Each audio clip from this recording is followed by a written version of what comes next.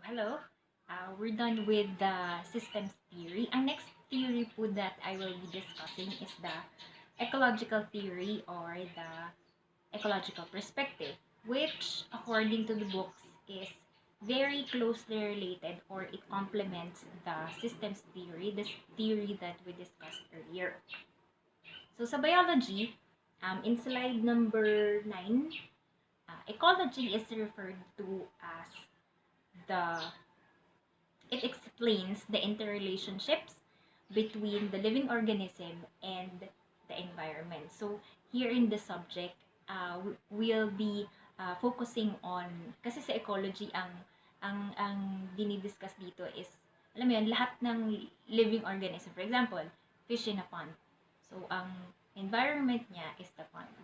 But for the purpose of this discussion, the ecological perspective focuses on the person and his or her social environment. So, that is what we will be focusing on sa theory nito.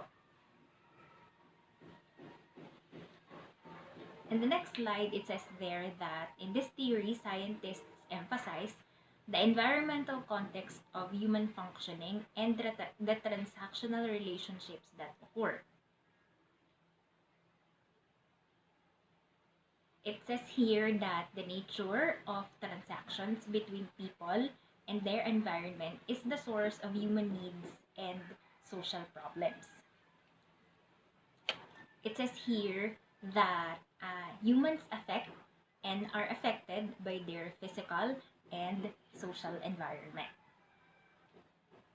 So the way I understand this and comparing it with the systems theory, kasi sa systems theory, we view the individual as a system, diba? But in this perspective, we look at the interaction or the relationship between the individual and the environment. So that's how I understand this theory. Yan. So every person has a need, diba? For example, a child, ang environment ng isang bata is the family or the school. So, a child has a need for love, a need for shelter, need for protection, ganyan. So, in this perspective, for example, hindi nami-meet yung needs na yon, I think that is where the social worker may come in. And, yan. Sa slide number 13, it says here that the social worker or the discipline of social work enhances the transactions by matching the people's needs with their environment, and that stress results from discrepancies. Ayan. So, example, ang case natin is isang bata na, like what I mentioned earlier. By transactions, what I understand from here is relationship. For example, lang isang bata, yung relationship niya with his mom, relationship niya with his dad. So, the social worker, I think, who specializes in the family, looks at that. And stress results from discrepancies. For example, imbis na a child deserves to be loved, diba? For example, pero what if that child is being constantly raped by his father? Diba? I think that is where the social worker comes in. Or for example,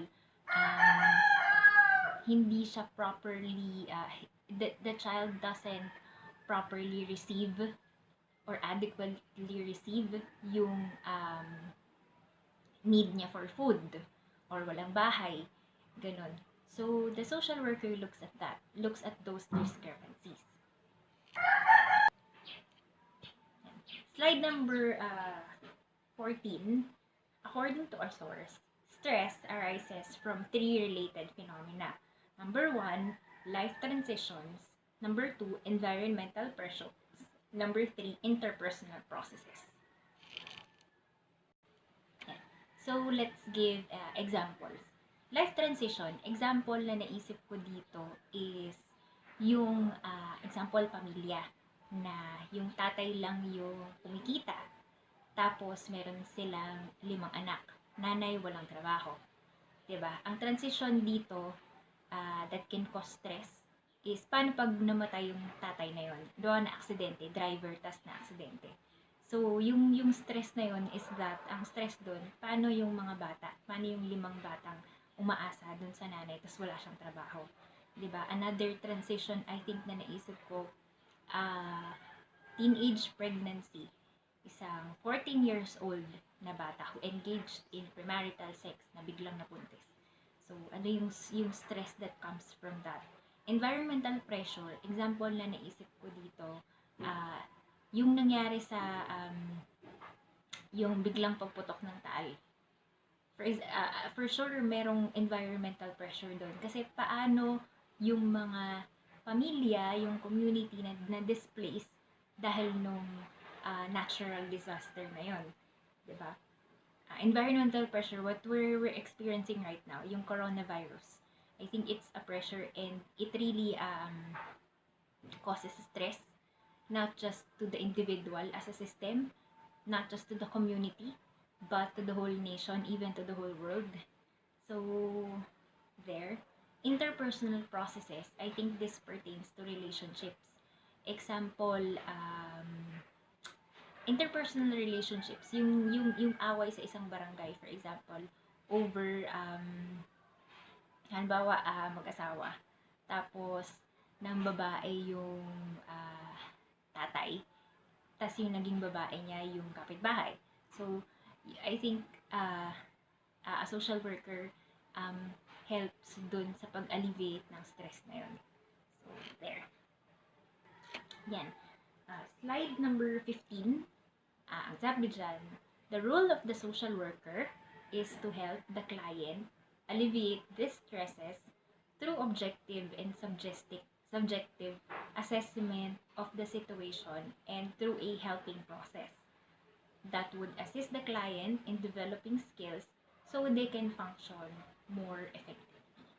So that's the ecological perspective and the systems perspective.